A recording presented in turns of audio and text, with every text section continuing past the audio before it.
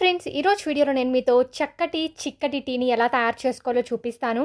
టీయా మాకు తెలీదా ఏంటి అని అనుకుంటున్నారా? ఇది నార్మల్ టీ అయితే కాదండి, అల్లం మసాలా టీ. మీకు కనుక తలనొప్పి జలుబు కనుక ఉన్నట్లయితే ఒక్కసారి ఈ టీ పెట్టుకొని చూసి తాగండి, ఎంత రిలీఫ్ అనిపిస్తుందో. సింపుల్గా చేసేసుకోవచ్చండి, పెద్ద గాబరా కూడా పడాల్సిన అవసరం లేదు.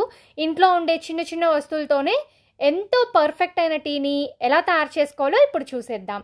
ఈ రెసిపీ కోసం ముందుగా ఒక చిన్న అల్లం ముక్కను తీసుకోండి. పైన ఉన్న తొక్కునంతా కూడా నీట్గా తీసేసుకోండి. అలాగే దీన్ని నీట్గా వాష్ చేసుకోవాలండి. వాష్ చేసుకున్న తర్వాత కచ్చాపచ్చాగా దంచి పక్కన ఉంచుకోండి. సో ఇలా నేను అల్లాన్ని దంచి పక్కన ఉంచుకుంటున్నాను.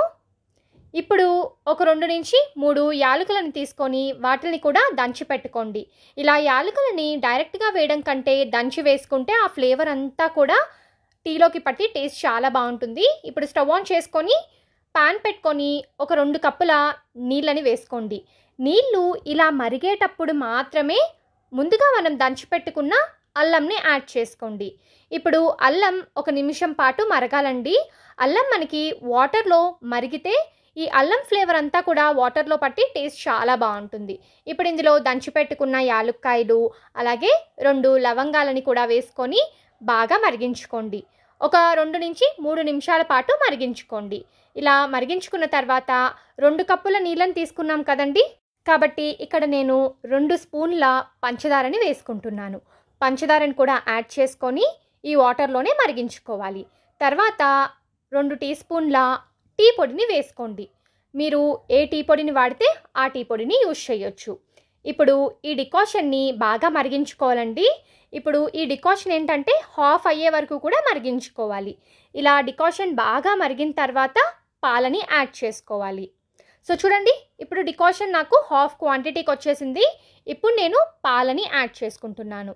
పాలని రూమ్ టెంపరేచర్లో ఉండే పాలని తీసుకోండి.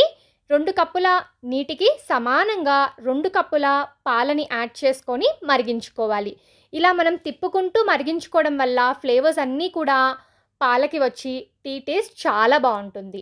మీకు ఇంకా మసాలా కావాలి అనుకుంటే మిరియాలు, దాల్చిన చెక్కను కూడా వేసుకోవచ్చు. పాలు ఇలా పొంగు రావాలండి.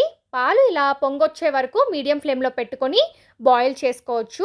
ఒక్కసారి మనకి పాలు ఇలా పొంగు వచ్చిన తర్వాత మంటని లో ఫ్లేమ్లో పెట్టుకొని ఒక 2 నిమిషాల పాటు పాలని అడుగు నుంచి పై వరకు కూడా ఇలా తిప్పుకుంటూ ఉడికించుకోవాలి. ఇలా చేయడం వల్ల టేస్ట్ చాలా బాగుంటుంది. ఈ టిప్ తప్పకుండా ఫాలో అవ్వండి.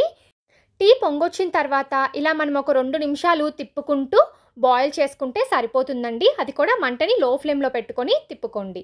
సో ఇప్పుడు టీ పర్ఫెక్ట్గా రెడీ అయిపోయిందండి. ఇప్పుడు స్టవ్ ఆఫ్ చేసుకొని మనము టీని సర్వ్ చేసుకుందాం. సో చాలా టేస్టీగా ఉంటుందండి. మనకి ఒక 10 మినిట్స్లో చక్కటి చిక్కటి టీ అయితే రెడీ అయిపోతుంది. అది కూడా మనకి స్ట్రెస్లో ఉన్నప్పుడు, తలనొప్పి ఉన్నప్పుడు ఈ టీ కనుక మీరు తాగినట్టయితే చాలా మంచి రిలీఫ్ వస్తుంది. సో నేను దీన్ని ఫిల్టర్ చేసేసుకుంటున్నాను. ఫిల్టర్ చేసుకొని సర్వ్ చేసుకుంటున్నాను. నేను చేసిన టీ ఒక 2కి సరిపోతుందండి.